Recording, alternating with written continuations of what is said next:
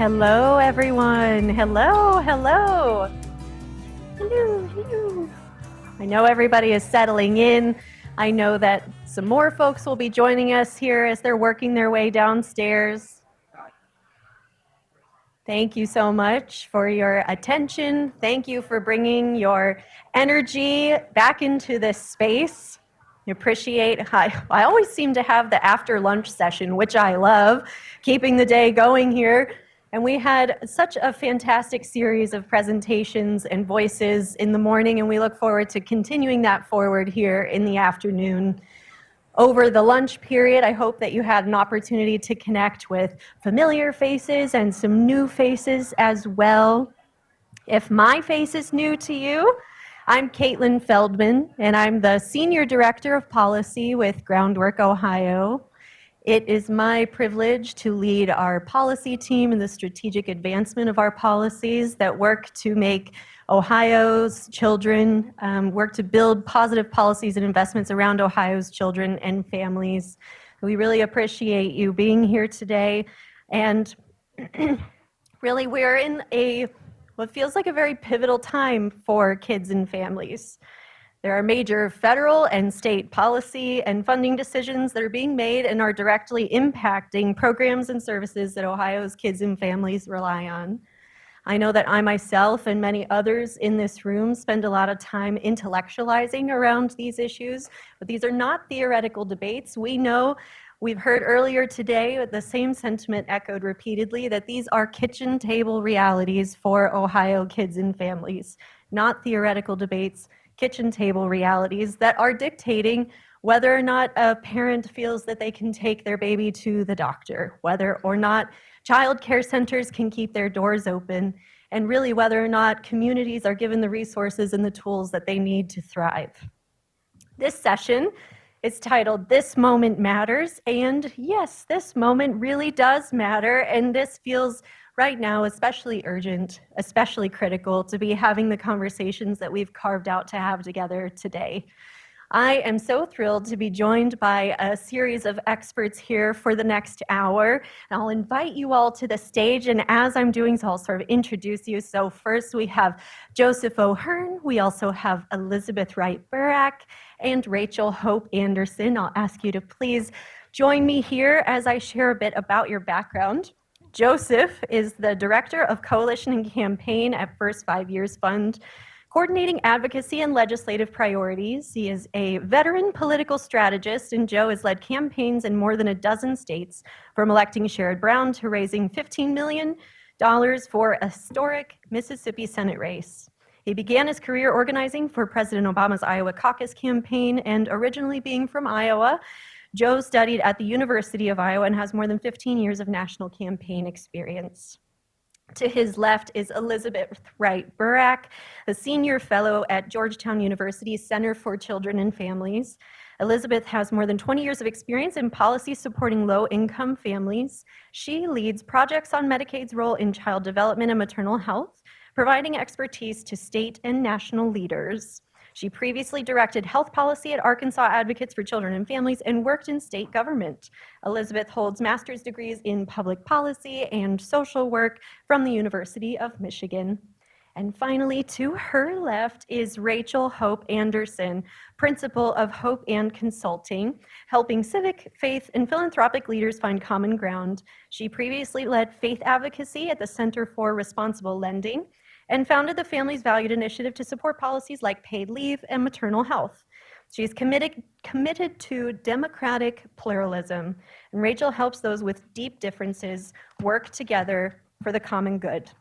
Rachel is a Wisconsin native, and she now lives in Maryland with her multi-generational family. Please, everybody, give them a very warm welcome. And I'm going to turn it over to Joseph to kick us off. And I do have a clicker if you'd like that. There, so that's that one. I will put The clicker, yeah. Hello, everyone. Thank you for having me. Always fun to be back in Ohio. Everyone on my team was joking with me. I think this is the third time I've been back to Ohio this year. So, you know, for an Iowa boy, we'll get over it. The Iowa Hawkeye in me will we'll suppress it for now, but we'll power through. So I'm here today to talk to you about a recent childcare campaign that First 5 Years Fund ran around childcare and tax credits. Everyone's favorite topic, taxes.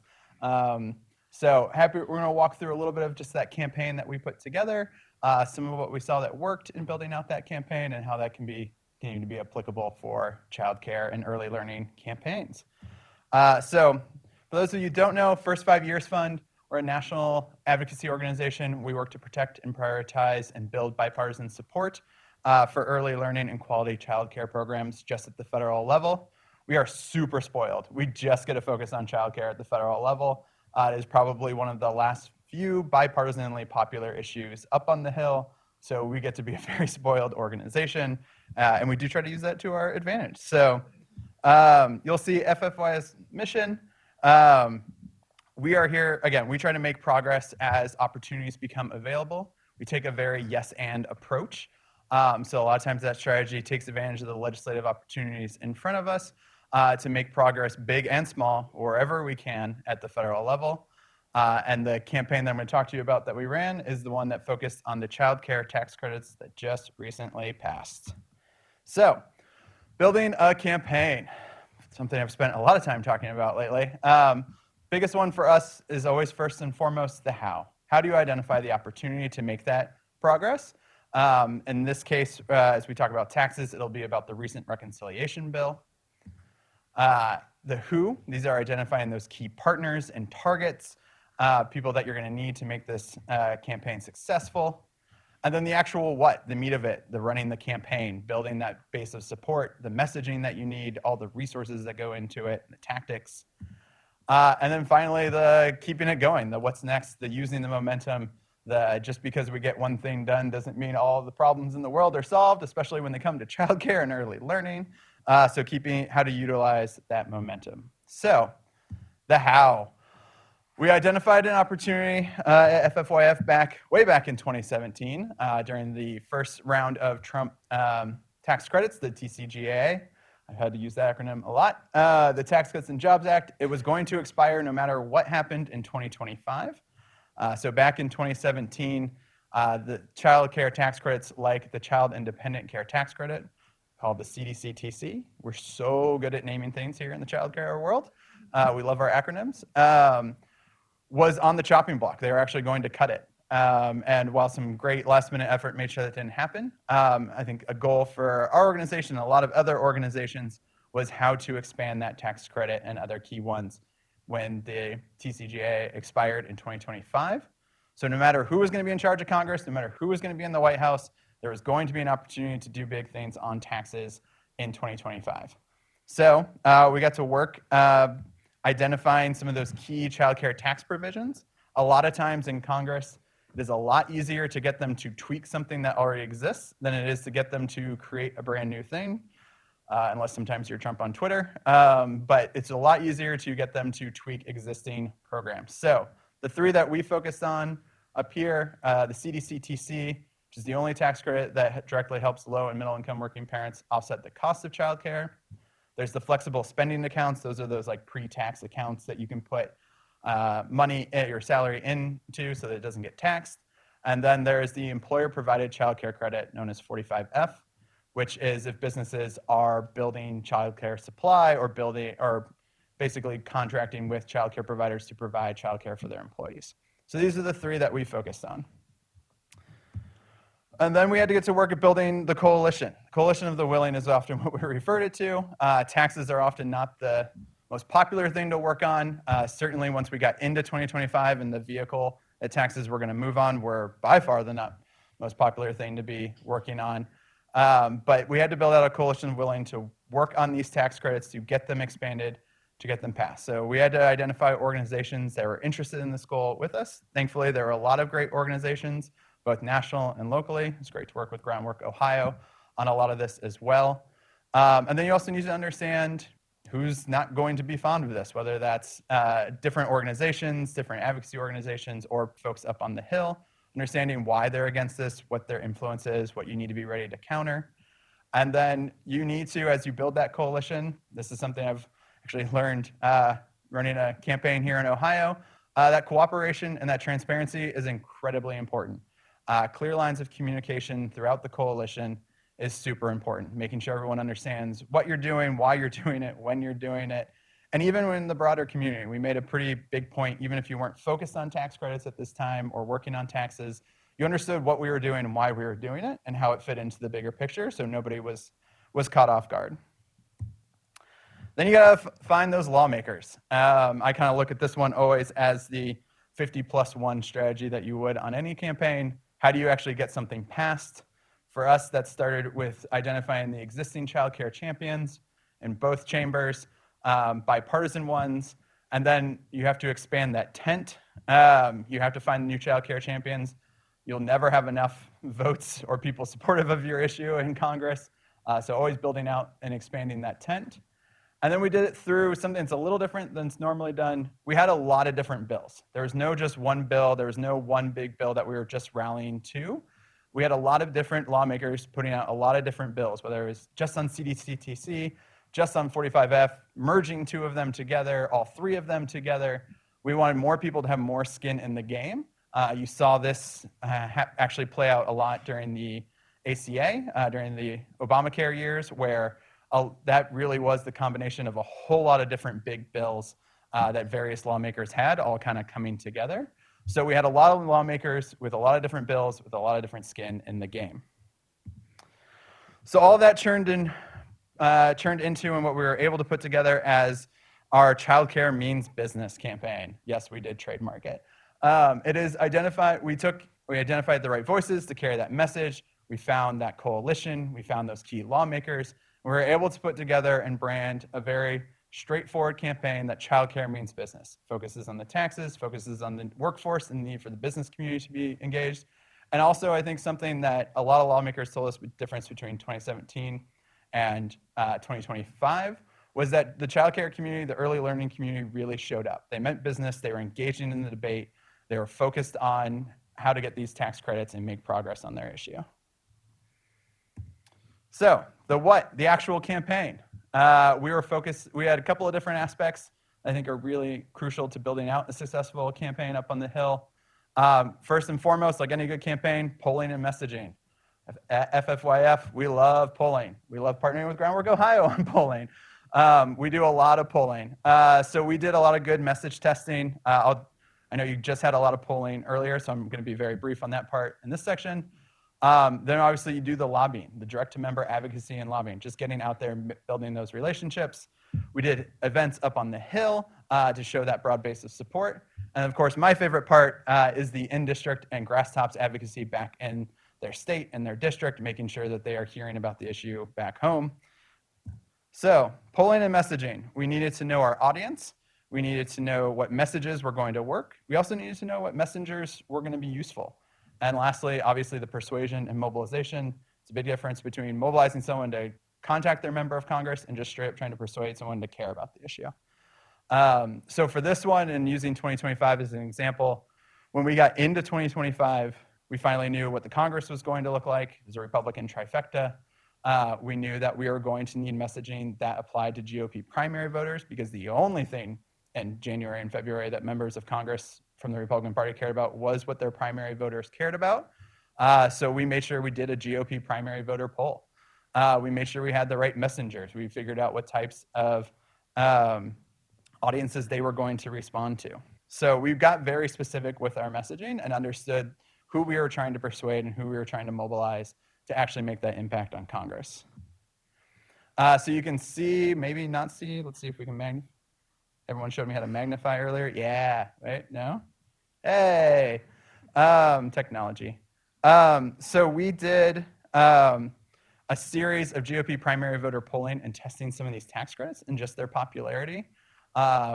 Blizzard, who actually is the one that did this poll, was very shocked to see numbers this high on any issue in a Republican primary voters, because a lot of times there was just a couple issues popping for them. But things like increasing a tax credit specifically designed to help working parents offset the high cost of childcare, that did really, really well. It was 83% with GOP voters. Specifically with GOP primary voters, it was 81%.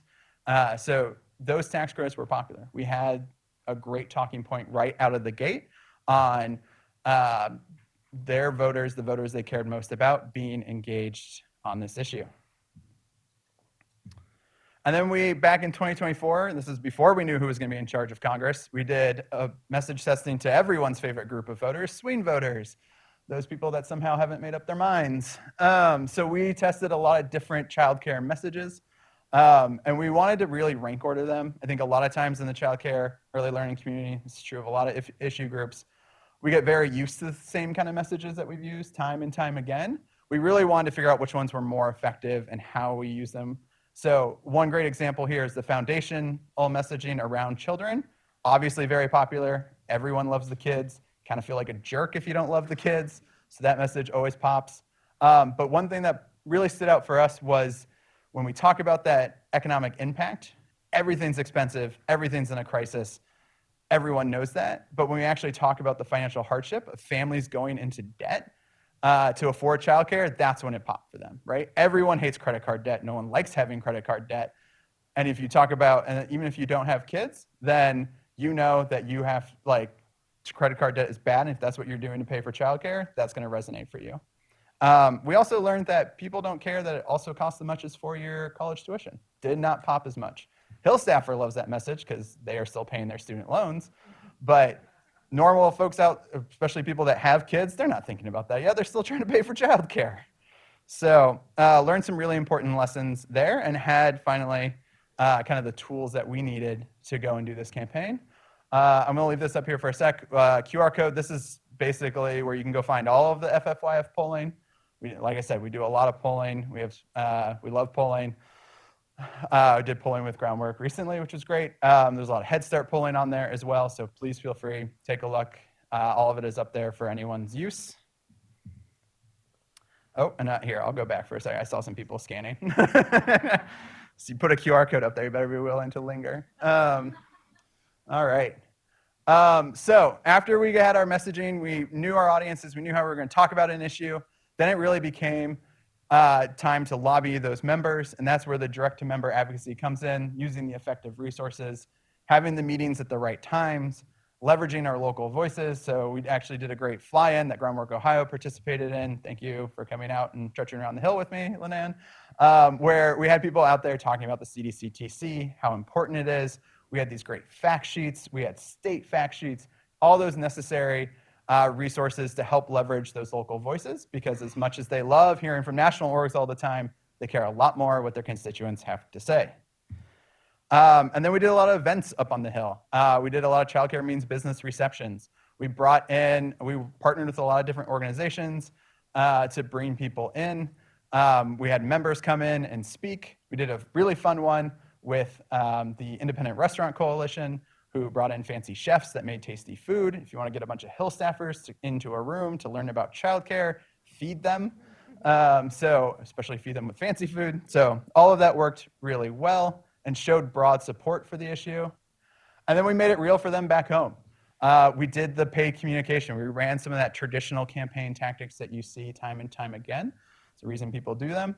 So we did the paid communication, and we tried to partner all of this with the local organizations so that we were the resource to come in and be kind of an over-the-top resource to help out and provide some of those additional resources that sometimes you just can't afford or aren't in the budget for this campaign that year. So this is a TV spot that we did that I'm going to play really quickly.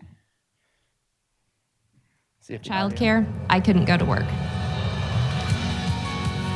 because she walked through these doors. I can walk through these doors today.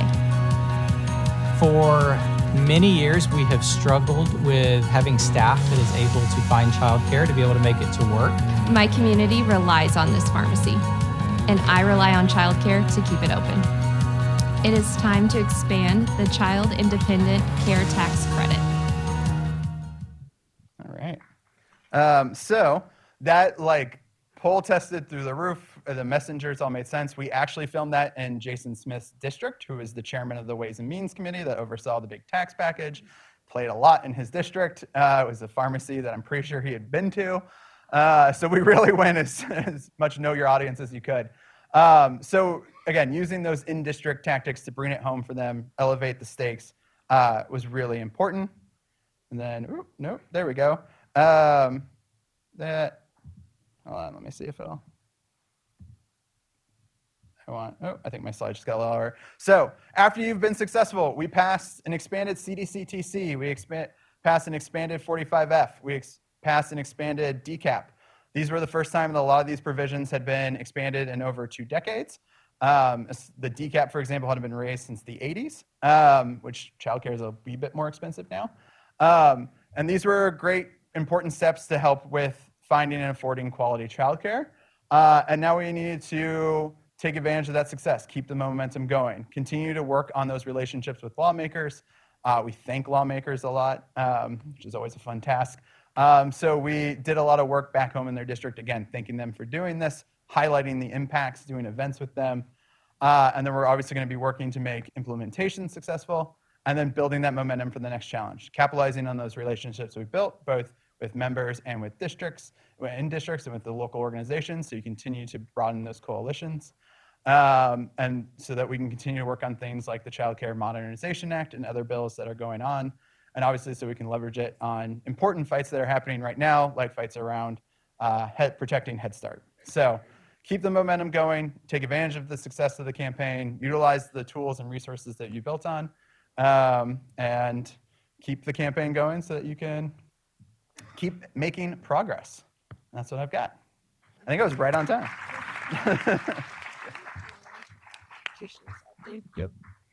So much wisdom to squeeze into a few short minutes. And for our next trick, I will invite Elizabeth Wright-Burak to tell us all about Medicaid in about 17 minutes. So I heard you say you want this clicker. I'm going to bring it to you.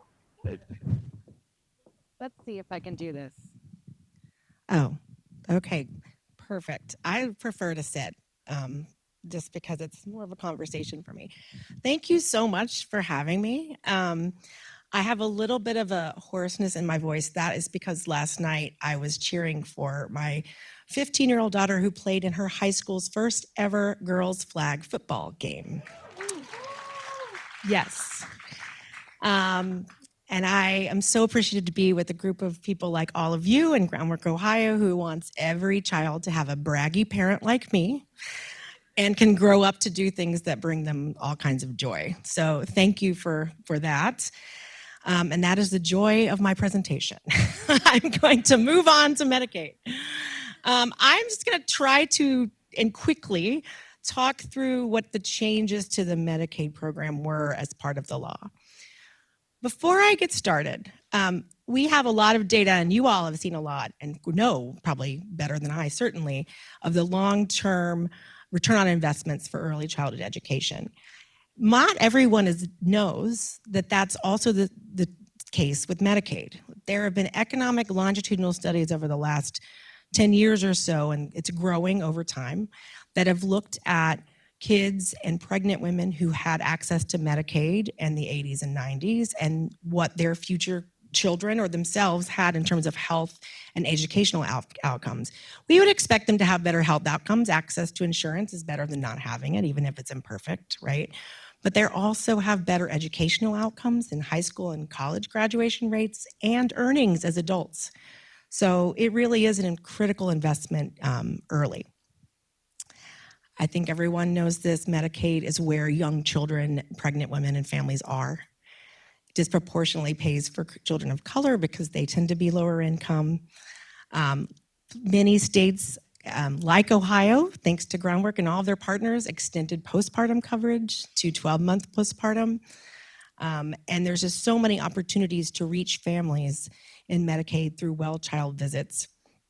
And so much opportunity to do more for young children to really help Medicaid meet its potential. And we are so thankful to work with Groundwork Ohio and the Children's Defense Fund and other partners here. But Groundwork in particular, we've worked very closely with on how do we rethink about Medicaid to make it work better for young children and families. And they've really been at the forefront of that conversation, both in Ohio and also nationally.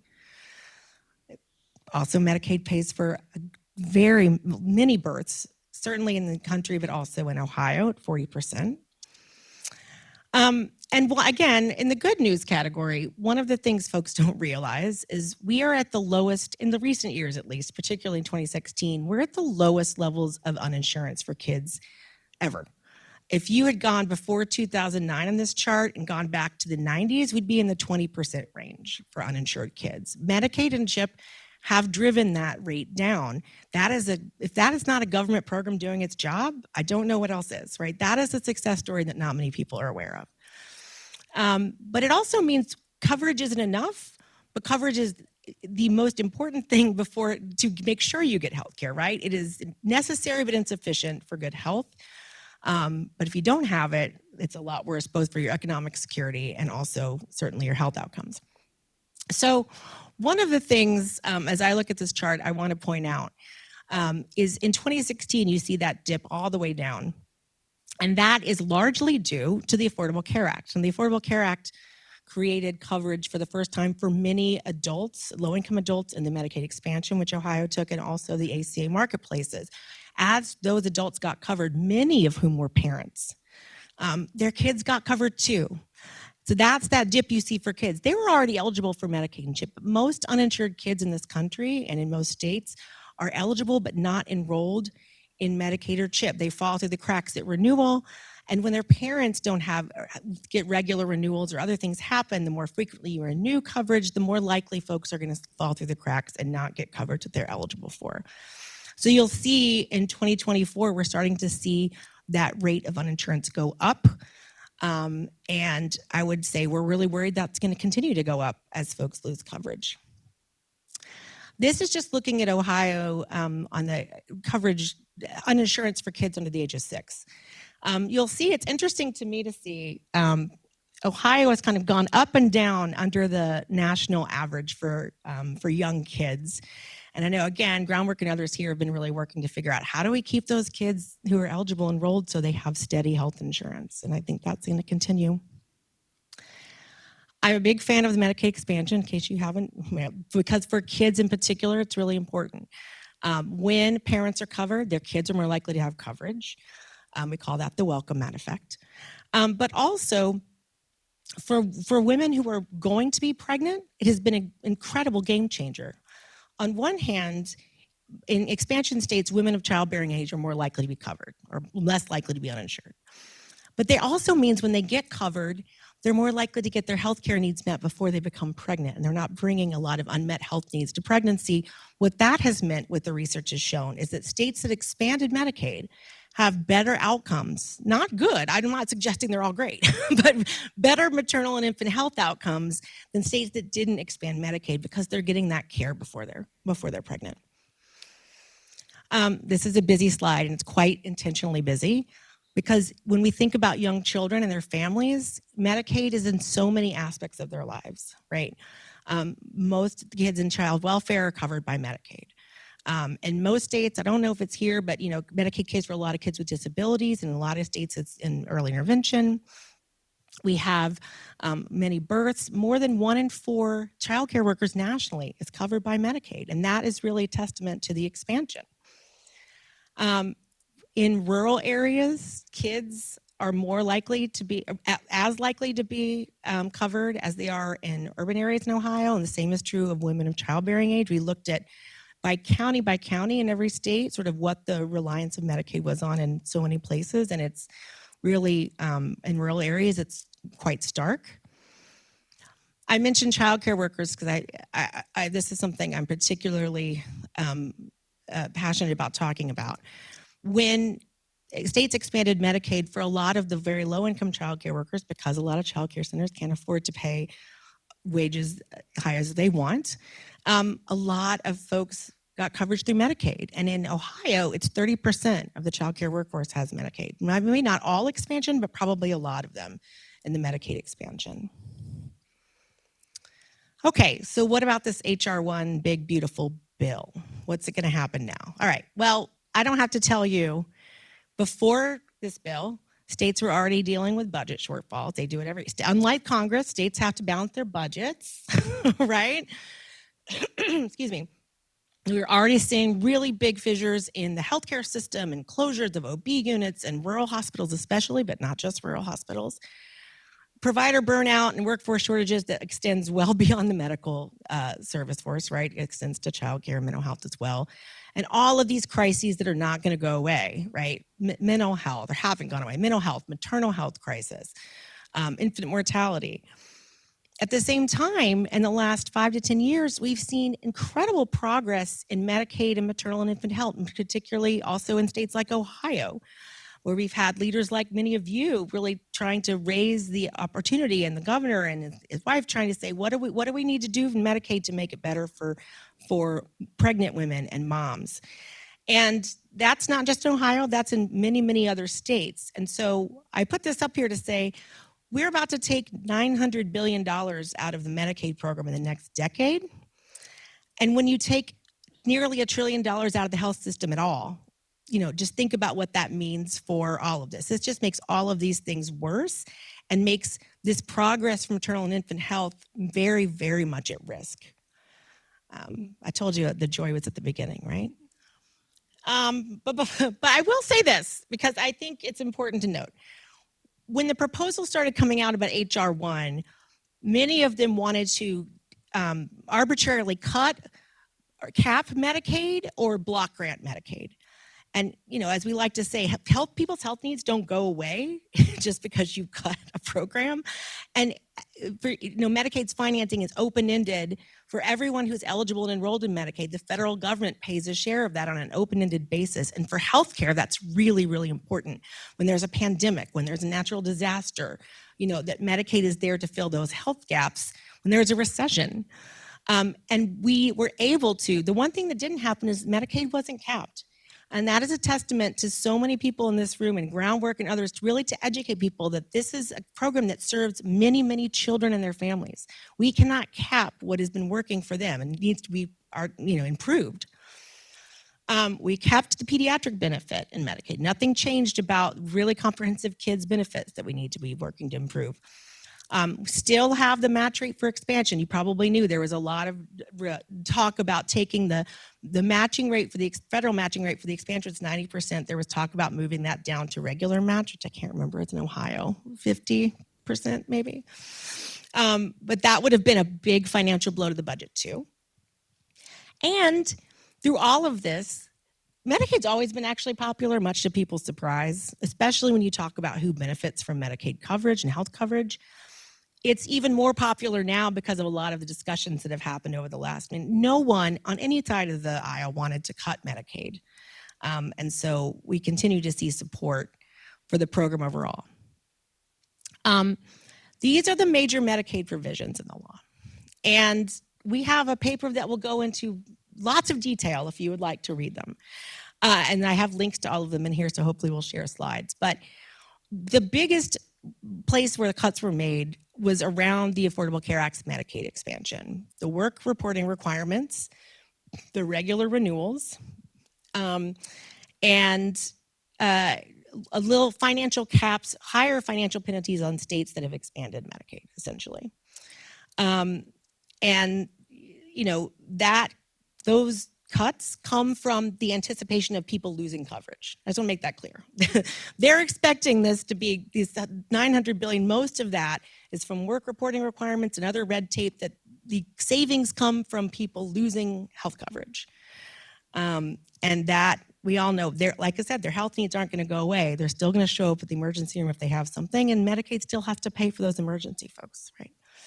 They restricted states' ability to raise taxes just for the state match and provider taxes. They cut the retroactive eligibility, which is sort of the time, if you apply for Medicaid right now at January 1, that eligibility goes back 3 months. They cut that down to 2 months. So I think a lot about the NICU babies, right, that might show up.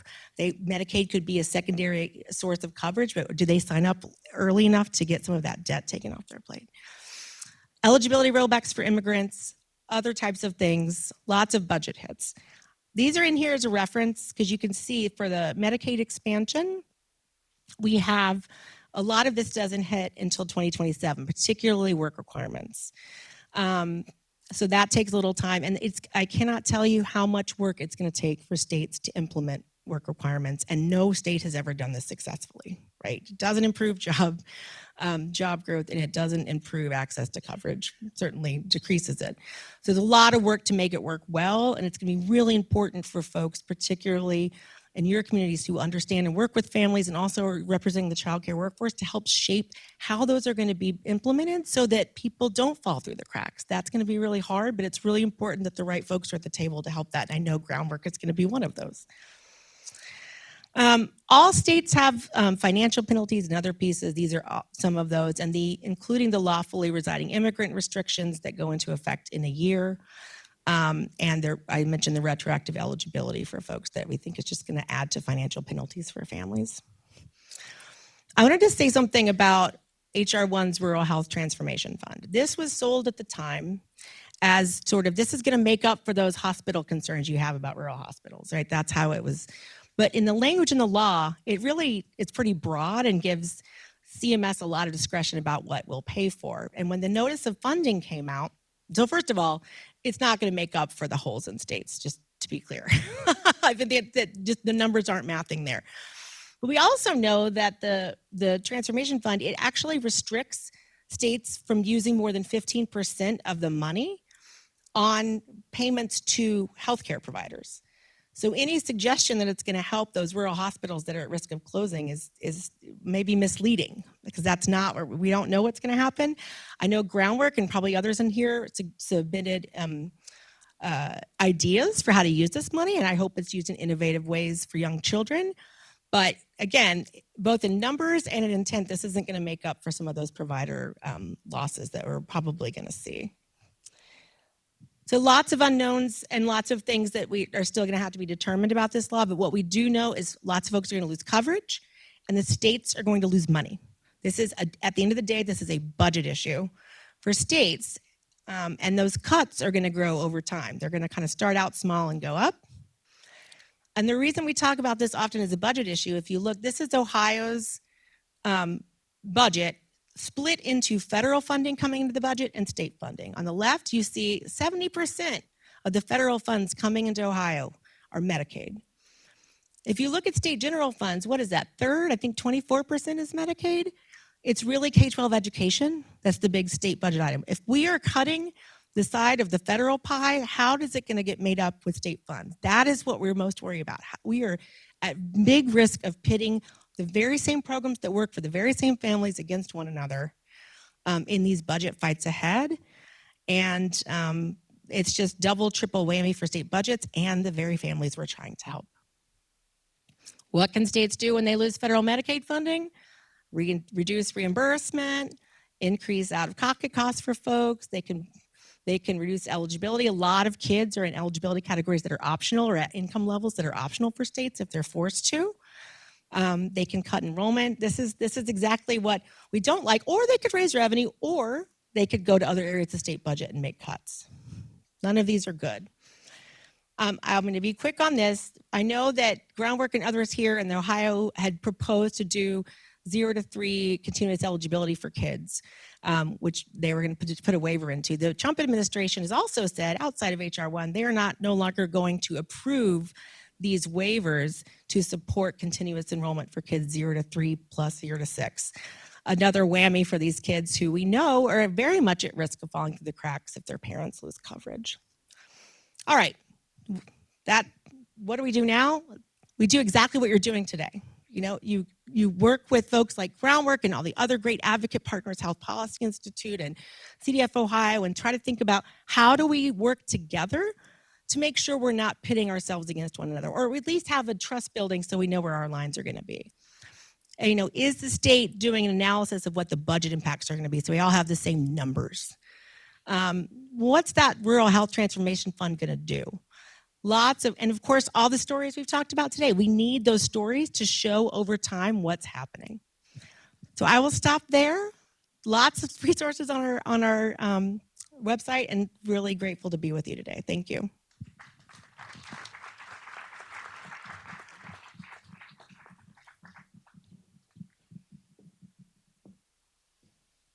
Thank you so much, Elizabeth. And it is now my pleasure to turn it over to Rachel for our final section of the presentation.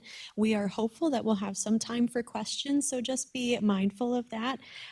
Write them down or consider what those might be if we do have time. Rachel, I'll turn it over to you. Thank you so much. It's great to be here. I had to choose to take the podium because the folks here have been so gracious as to offer me a big platform to stand on, which I think Joe may have taken advantage of, unfair, but I'm, I'm happy to be here and be able to share with you. And I'll be talking about kind of in a somewhat different register than my fellow panelists, with a kind of a big question. Does faith have a role in writing Ohio's next chapter? And in addressing some of the possibilities and also some of the really big challenges that we've been talking about today. And I hope by the end I'll be able to provide you with some useful ideas and information for those who are gathered here who are not part of the faith tradition or don't identify with that, and for those who are, and for those of us who feel mixed about questions of faith and policy. But the reason I do what I do is because this working with a variety of faith groups and faith and community groups is because the stakes are so high for children, for families, for the health of our communities. And the kinds of challenges that bring all of you here today and the stories that you know are so important that they really demand being lifted up by as broad and harmonious a choir as possible, right? Your message deserves a lot of supporters, a lot of people joining in. And sometimes they're all going to sound the same. Sometimes they'll be in harmony with lots of different parts singing different pieces. But I think that's where we want to go. So I'm going to talk a little bit about ways that religion and faith can be important to the issues we've talked about today, some examples. I'm also going to talk about some of the ways that this work is really challenging. And I'll kind of harken back to the first presentation this morning about polarization and conflict that I think likely all of us, many of us are feeling in our communities, and kind of unpack some of what makes religion a really tough piece of all of this.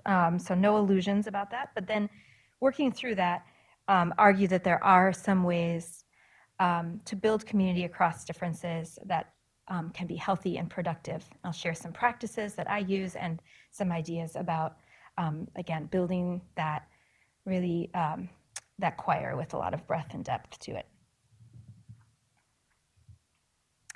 So just to start us off and to know, we're going to be heading towards this point, but there are some great examples of ways in which leaders from faith communities have partnered well with civic organizations and interfaith combinations to be champions and secure victories for children and families. So just a few quick examples. This year in Texas, advocates were able to expand the amount of money available from the state for child care scholarships. That's their version of assistance for low-income children and families receive subsidy. And they included in that process the ways that faith-based child care providers would benefit from this boost in scholarship. In Kentucky, some of the very first work that happened in that state on creating a template for paid leave insurance occurred in a very multi-stakeholder process and with some champions who are kind of connected to faith community and seeing that issue as very rooted in their interest in families and children.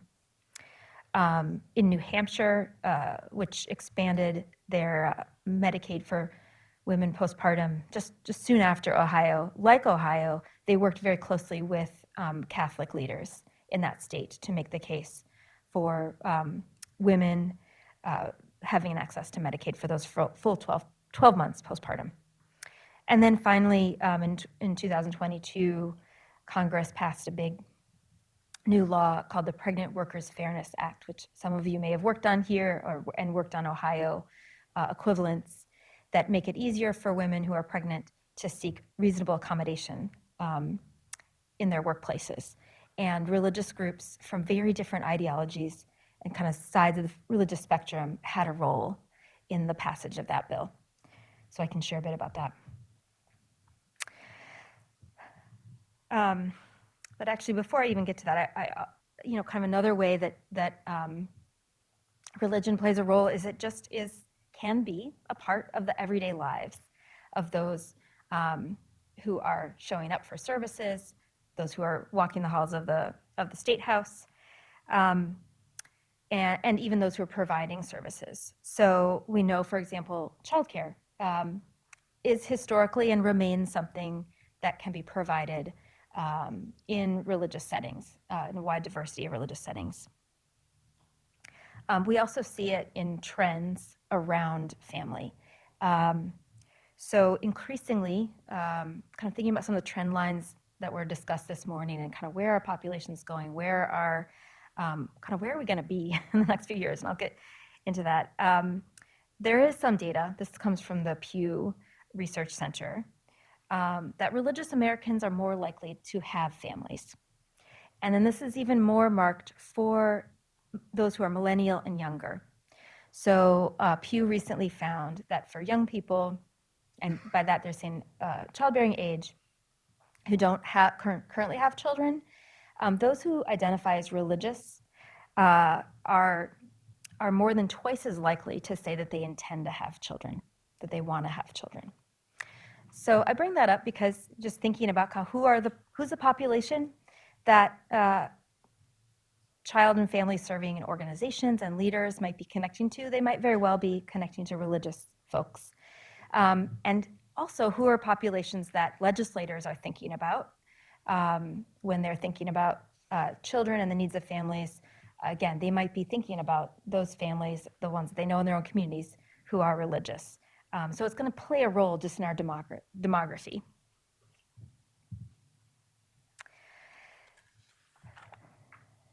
Now, many people do, and very understandably, have deep worries about talking about religion in settings like this. This is a civic space, we're diverse, and the goal here is not to advance a particular religion. But I think it's helpful to so given that kind of reality, I think it's helpful to just start by building a little bit of a common knowledge, kind of a common framework of information. And then we can kind of get to how do we get so, sometimes at odds about this. So there's two big trends that I like to think about around religion in the US. And these statistics are for Ohio specifically, which is very in line with the whole country. Many people are religious. Many Americans are religious. So 69% of all Ohioans are affiliated with some religion. And that breaks down to about 64% identify with Christian religion, 5% with Muslim, Jewish, Hindu, and other faith traditions. The second big trend is that there's a growth in non-religion. And so here in Ohio, 29% are not religiously affiliated, and that's an increase from just 10 years ago. So that's a trend. So that kind of tells us something about the world that we're living in, our local and faraway cultures. And I'm going to kind of use this to build on where do we build on some of these realities to kind of build common ground rather than dysfunction. But I'm going to start with kind of how do we end up getting into spaces of polarization around this, because I think that's what we talked about this morning, and I do think religion, if it doesn't play a role, is certainly a bellwether for the kind of polarization that we talked about this morning. And what I've found is that depending on where people sit in their landscape, they tend to have really different feelings about what's going on, really different interpretations. And so those interpretations of our landscape is part of what I think drives the polarization and the sense that we're not on the same page with each other. And one of the ways that we see this reality differently is by party.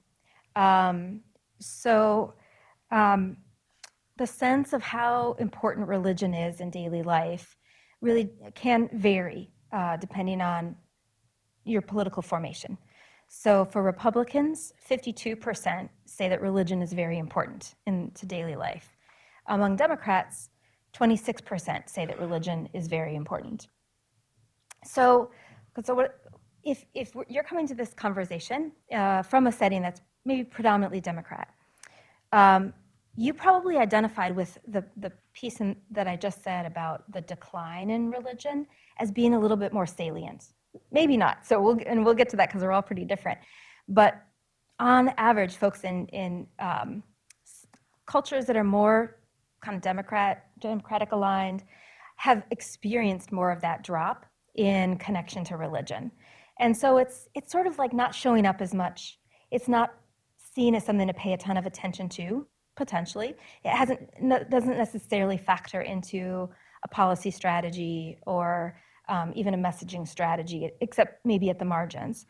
And again, and maybe you're thinking about even the factors that have driven people out of religion. So that's kind of on the one side. However, if you're sitting on a Republican side or in a more Republican-driven culture, that importance of religion has mostly stayed the same. It's dropped a little bit, but it's mostly stayed the same. And so you're kind of taking that in and thinking about it, thinking about those families who are millennial age, wanting to have children and families, and identifying them with religion. And so you're just going to be thinking about things in a much, much different way. So part of how we end up in a polarized space is by kind of looking across from where we sit to the other folks and sort of seeing what's wrong with it, and maybe taking advantage of some of those differences. So one of the things I do think we'll begin to see is Republicans increasingly, and folks might say like as if we haven't heard this enough, but Republicans increasingly drawing on religious narratives because that's where they're seeing their communities. They're seen as a distinctive that distinguishes them from other folks. And we'll also see increased wariness on the part of Democrats to engage in those strategies. And so it kind of pulls folks in different directions. But that said, there are lots of ways to talk about this and message it that do bring us back to some common ground around children and families. So I mentioned some of the states where this has happened. And here's some of the examples. In Kentucky, as they moved into creating some structures around paid family leave, it was really led by a coalition that was very multi-stakeholder. Children and youth advocates, the Catholic Church, Chamber of Commerce, and the lead champion in the Kentucky state legislature was somebody who really identified paid family leave as a way of supporting working families, motherhood, and fatherhood, which is something she wanted to preserve.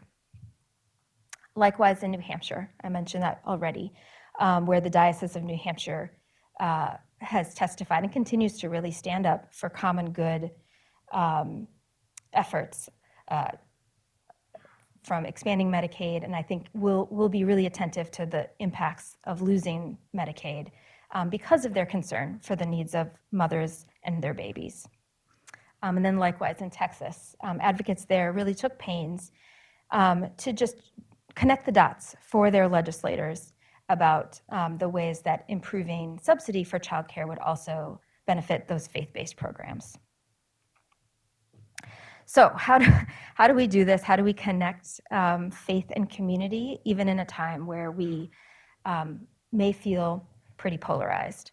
So I'll end with these four big practices, and then we can talk a little bit more afterwards in the Q&A. So one place to start is just having the self-awareness.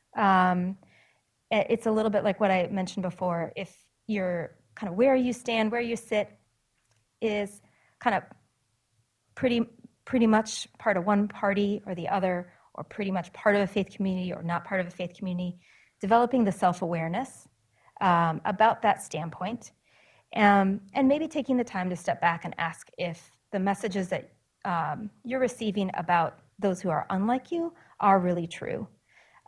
There's a pretty interesting emerging body of research around what's called the perception gap, which is that basically people tend to think that folks who are unlike them are more extreme than they are. And so part of what's driving our polarization is a sense that others don't like us, wherever it is we stand or sit, and then a feeling of defensiveness about kind of protecting ourselves in the wake of that. But if we can develop a little bit of self-awareness about how we see ourselves and others and how we think others see us, we can also do some work of exploring beyond the stereotypes. So there's certain kinds of polling that's great for just getting kind of a snap judgment about where politics is right now or what message is going to work tomorrow. But there's also a body of polling research that really helps us differentiate a lot of the kind of currents in our cultures. And we find there when we look at polling in that way, one of the best firms is called More in Common. It's a nonprofit group that's kind of helping us understand each other more. It helps us see that it's not just like there's two big sides and it's like an either or, but there's a lot of variation. And within lots and lots of groups are these same challenges of fear of affordability, worry about what's happening for the next generation. When you're working in coalition, it's really important to just take that time to establish norms for productive pluralism. So productive ways of being together towards a common goal, recognizing that you'll have some differences. There's going to be some differences that you don't bring to every single table, but you acknowledge that they're there while focusing on what you can do together. And then finally, I would encourage everyone here to bring your whole self to the work. My guess is that as I was describing, like, well, Republicans are a little bit more like this and Democrats are a little bit more like this, that lots of you were thinking, well, like, that's not totally true for me. Like, I know this person who's a little bit different than me, or I've been raised one way and I've kind of traveled in different circles, or I have my own faith that is part of my personal life and part of my social life. Think about ways that you can bring that whole self to your work, because it's actually a really powerful tool for building the relationships that you need. So thank you very much.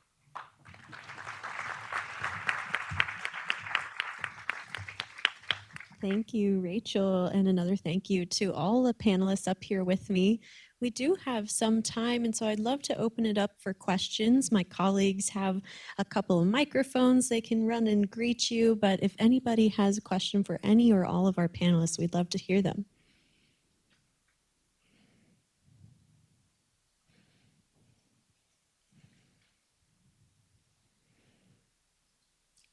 Perhaps I could offer one to kick us off while you think.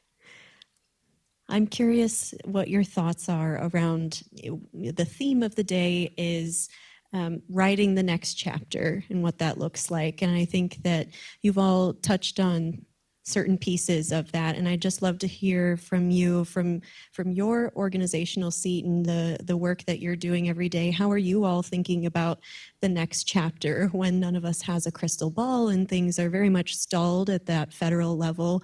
And from the lens that you all bring to the work, I'm just curious how your individual organizations and workplaces are thinking about writing the next chapter.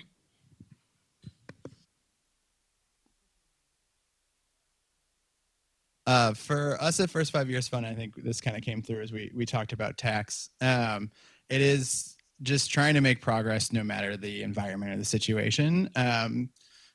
Parents that have kids under 5 right now need something right now. May not be the end-all be-all solution, and that sucks, but at the end of the day, they need something now. So trying to keep that needle moving forward is really important, even in tough political environments. So we are continuously trying to capitalize on that bipartisan success to keep that momentum going.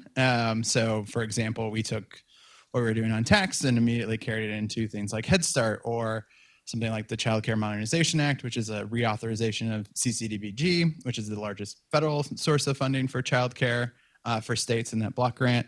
So just trying to keep that momentum going and keep making that progress and keep moving it, because there are people with kids right now that are under 5 that need childcare. So never losing sight of that is really important for us, no matter who's in charge of what branch of the government or what those branches of government are deciding to do right now. So, or not do.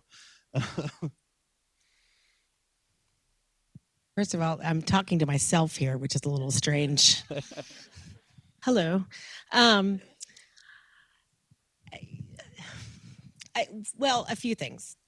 One is we know the work now is in states when it comes to Medicaid, right?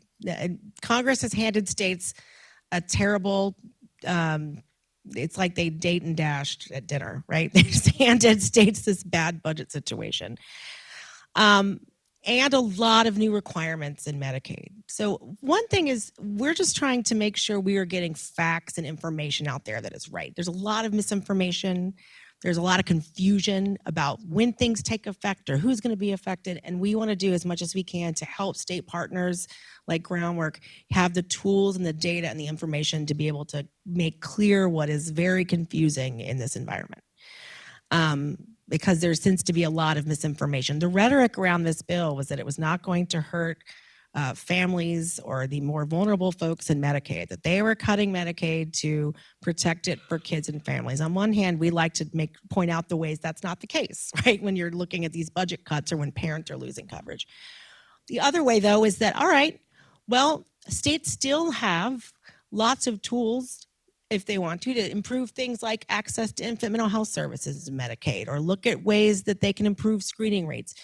And that is an important thing to do. You know, kids are always more popular generally and their families, but also there's a lot more work to do. So what are the tiny opportunities, not tiny, but any opportunities in states to continue to do this work? In a lot of the budget and federal conversations in 2017, Texas became one of the first states to require maternal depression screenings in well child visits. That's important, right? So there might be those kinds of opportunities that come up, and I think it's still really important for us all to look for those and find ways to keep, again, no one's health needs are going to change. How do we continue to do this work for these young kids? So, and really our role is just to really help the states get this right and have these conversations with facts and good information. I think for my part, I'm thinking a lot about how all of that good work will require partners from both sides of the aisle, and persuading both Democrats and Republicans to support children and family issues that, incremental or sweeping, either way, or defensive, will require a wide variety of messages and messengers. So I've been thinking a lot about how does that happen? What kinds of messages maybe haven't been leaned on as much, but could be really persuasive? So, for example, when I'm kind of interfacing in more conservative settings with more conservative audiences and leaders, there really is more of a desire to center the agency of communities and families. That sometimes gets turned around as like kind of a defense against policies like you'll still hear, childcare pulls kids out of their home or forces women into the workplace. It is still kind of a view that's out there. But the sort of the counter narrative is to remind folks that childcare and supports for families is really empowering the family unit, which is so important, that it really is coming from communities. Like childcare providers are community-based nonprofits and businesses. Like they're small women-run businesses for the most part. So kind of reminding folks and centering that agency of community leaders and family. Thank you for that. And actually, Rachel, I have a clarifying question for you. In your bio, you have mentioned that you work to enhance democratic pluralism, and in your last slide you talked about productive pluralism. Is what you just said exemplary of how you think about those concepts? Is there more that you would add to that concept? I'm hearing a lot, not just on the stage right now, but throughout the day too, about the importance of leaning into our differences, of finding ways to relate to one another. And so could you say a bit more about how you think about that? Yes, I think the word pluralism, we probably need a better word. So those of you who are in,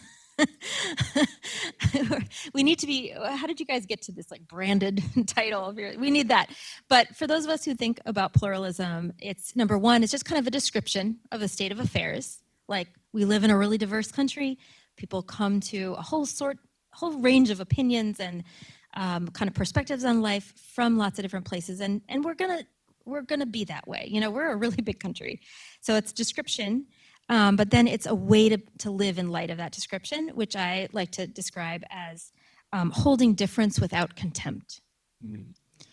So it's just that posture of holding difference without contempt. And then kind of the next step is like the narrative that I just described, which is a narrative around community and family agency that I think can hold a lot of people, that a lot of people can see themselves in. And so that's kind of where that practice can take you, is finding the narratives and the vision that as many people as possible can see themselves in. Beautiful. Thank you for that. Are there any questions that are emerging in the audience before I just keep rattling? Yes, I see one back there. I have a comment and a question for Rachel. I really appreciated this conversation around religion, faith-based. It's not one we often have. And recently during these times, there's times where I'm just like, the only answer is prayer. We've tried everything else. But I am curious if you've done any thinking about whether the term religion or faith-based is a better term. I'll speak for myself of having, not the most positive interactions in a religious-based setting, but faith-based, I think, covers a lot of different experiences, settings, whatever. Have you done any thinking as to which term seems to resonate more with people and why? Yeah, that's a great question. And I'm kind of in favor of using a variety of terms and just, lean into the one that feels most comfortable for you. So there's talk about religion, there's spirituality. Sometimes I just say a kind of a focus on what matters most. And that can bring a lot of people into the setting. And so if you're kind of opening up a table, like a coalition or a community table, invite people to share what matters most to them. And you can signal that it's okay to talk about faith, but also, it's not required.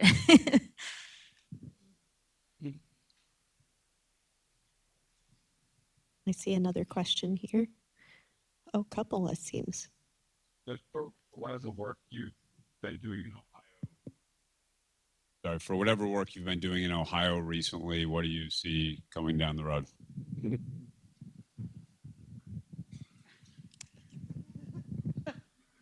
Oh. Another one.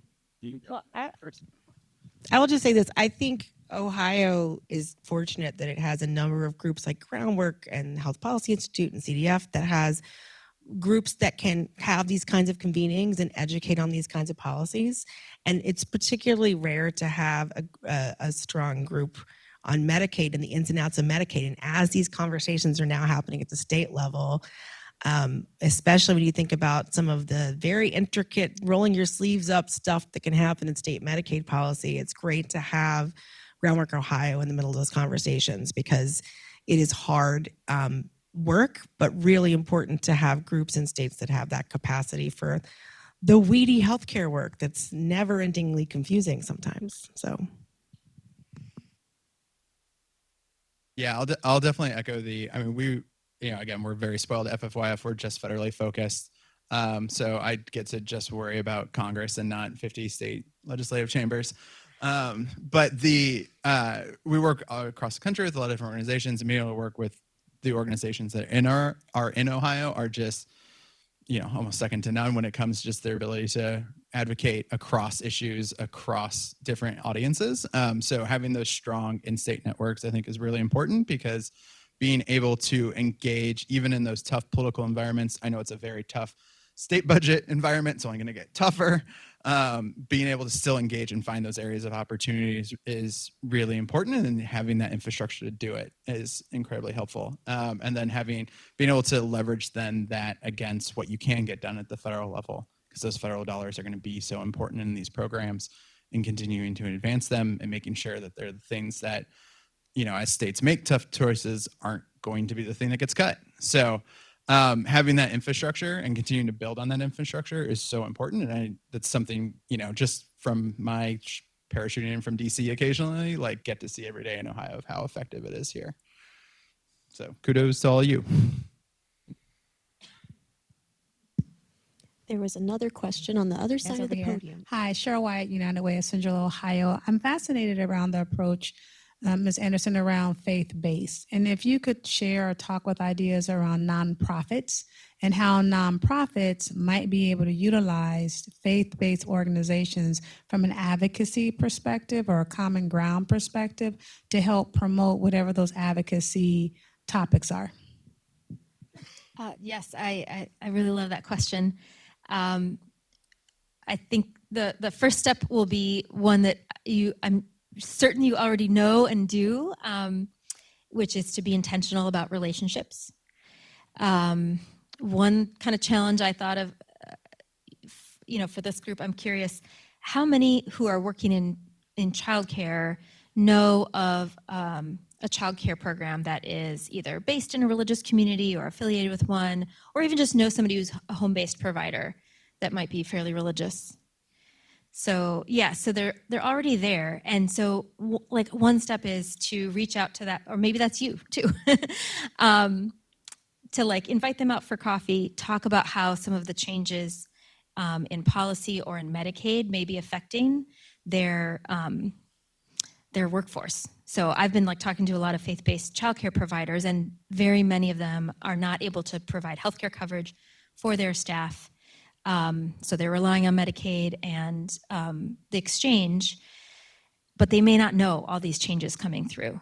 So anyway, likewise the pastor. So invite the pastor or the rabbi out for coffee and talk it through with them, so that they kind of get a sense of like what's underfoot and maybe what role they could play in providing some community leadership in solving that problem.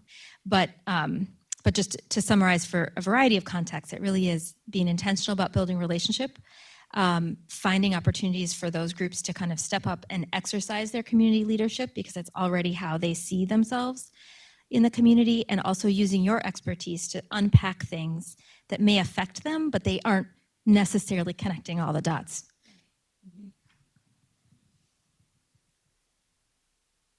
There are questions in the audience.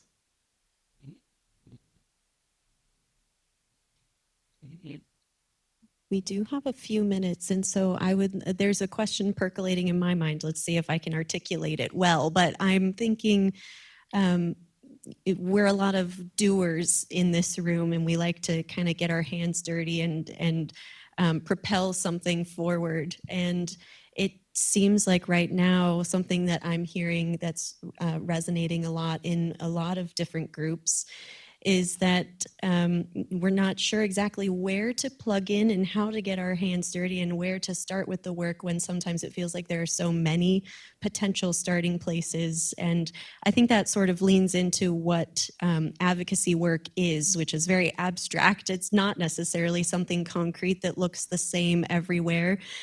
So I'm thinking about how we continue to show up, how we continue to maintain that motivation and that drive when it doesn't seem like there's always something that you can reach out and grab onto. So I guess in closing, in the last few minutes of this panel, I would love to hear from you how you think about that, and how you what keeps you showing up, what keeps you driving forward.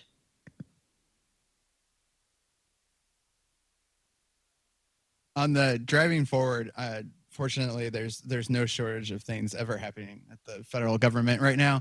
But I think there are two really, and one is, I think we've talked a lot about like defense and offense a little bit, and where, especially around childcare and early learning and broader issue sets. But what really pops for us, or for me too, in the work that we're doing is immediately, like without question, there's just a lot of work that needs to be done to protect and prioritize the Head Start program. It is the most immediate kind of under federal impact. The government shutdown is no friend to that right now. There's a lot of program, like that is the most immediate, like great, need to like keep the work going, keep the momentum going. And then in terms of, and Julie will have a QR code for you to scan to take action on Head Start. So that really is like, it's just that program has done so much for so many families. I think it immediately makes people step out. and then for that opportunity, the passing of those tax credits, again, they are not going to solve the childcare crisis by any stretch of the imagination, but they can make an impact right now. And I think that's a lot of what we have to take advantage of is what can we do right now? And things like the 45F, which is that employer provided tax credit, that's a whole new revenue stream for childcare providers, whether it's faith-based family childcare providers, big centers. It's a huge opportunity for employers that have this massive need for their employees to have childcare, because a whole bunch of millennials are having kids and they're the bulk of the workforce.